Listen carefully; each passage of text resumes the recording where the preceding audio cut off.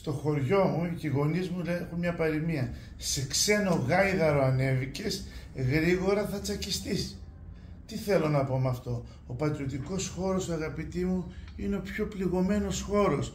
Είναι ο χώρος που παρισφρίουν τέτοια κόμματα, τέτοιοι άνθρωποι, τέτοιες προσωπικότητες που παρόλο που ψηφίζονται από τους αγνούς Ρωμιούς, τους Έλληνες, τους πιστούς που αγαπούν την πατρίδα τους, την πίστη τους, την οικογένειά τους, κι όμως πάει στα σκουπίδια. Αυτό εννοώ.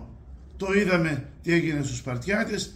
Τώρα ας επικεντρωθούμε στην ελληνική λύση. Κυριάκος Βελόπουλος, τι ακούτε? Είδατε, βγήκε ο εξαπορρίτων του σε ένα μεγάλο κανάλι στο YouTube της κυρίας Μπέτη Γιάννα. Γι' αυτό και κλείνει το ένα κανάλι μετά το άλλο, τον κύριο Πάσχο και τα λοιπά. Δεν θέλουν τις ελεύθερες φωνές. Βγήκε λοιπόν ο εξαπορρίτος του και είπε, και μείναμε όλοι άφωνοι, ότι πριν τις προηγούμενες εθνικές εκλογές ο κύριος Βελόπουλος, ελληνική λύση, συναντήθηκε με τον κύριο Γεραπετρίτη, τον κύριο Βορίδη και άλλους που δεν αποκάλυψε και μοιράσανε την πίτα και είπανε, συμφώνησαν σε 5 υπουργεία, είπανε δηλαδή πρόσωπα και πράγματα, ας βγει να τα διαψεύσει η ελληνική λύση.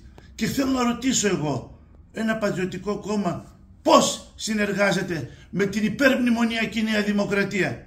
Πώς συνεργάζεται με τον κύριο Γεραπετρίτη? Συμφωνεί και στα ήρεμα νερά του Αιγαίου? Και ακόμα να ρωτήσω και κάτι τελευταίο, αγαπητοί μου.